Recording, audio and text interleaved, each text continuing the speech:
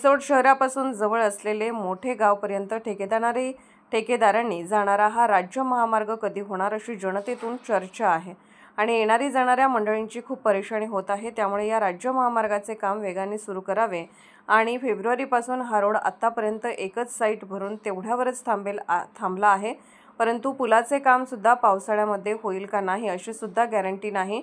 त्यामुळे ठेकेदार आणि इंजिनियरना हे जर काम काळजीने केले तर होणाऱ्या दुर्घटनेपासून लोकांचा बचाव होईल असे काम करावे आणि शासनाने सुद्धा ठेकेदारांना सूचना देऊन या गोष्टींकडे पूर्ण लक्ष ठेवावे।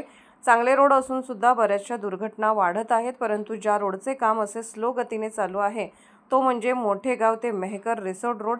त्यापुढे गाड्या पंक्चर होणे, उन्हाळ्याच्या दिवसामध्ये झाडे तोडणे हे सुद्धा ठेकेदाराने सर्वात मोठा उपक्रम चालू केलेला आहे आणि एकीकडे होऊन टाकत आहे आणि एकीकडे झाडे तोडणे चालू आहे। त्यामुळे निसर्गावर मात करणार अशावर शासनाने लक्ष देऊन त्यांच्याकडून झाडे लावा झाडे जगवा अशी स्कीम फक्त कागदावरच चालू आहे असे दिसून येते। एकीकडे ठेकेदार झाडे तोडत आहेत आणि एकीकडे शासन झाडे लावत आहेत। ही फक्त बाब म्हणजे अशी की यामध्ये शासकीय कर्मचारी आणि ठेकेदार सुद्धा फक्त पैसा कमवत आहेत, बाकी यांना जनतेचे कुठलेही काही देणे घेणे नाही आणि पाणी सुद्धा पावसाळ्यामध्ये यामुळे होणारे परिणाम म्हणजे वाशिम जिल्ह्यात सर्वात कमी पाऊस पडत असल्यामुळे दुष्काळाचे चिन्ह दिसत आहे।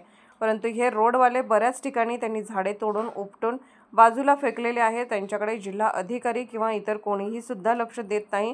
त्या ठिकाणी पैसा चालतो, त्या ठिकाणी ठेकेदार पैसा देऊन पूर्ण मोकळे होतात, त्यामुळे त्यांना कुठलीही भीती राहत नाही। यामध्ये जनतेचे आणि रोड अपघातवाल्यांचे खूप नुकसान होत आहे। तरीही या रोडची त्वरित काळजी जाणीवपूर्वक बांधकाम विभागाने सुद्धा याकडे लक्ष देऊन कामे पूर्ण करून घ्यावी अशी जनतेतून मागणी आहे। वाशिम जिल्हा प्रतिनिधी प्रदीप देशमुख।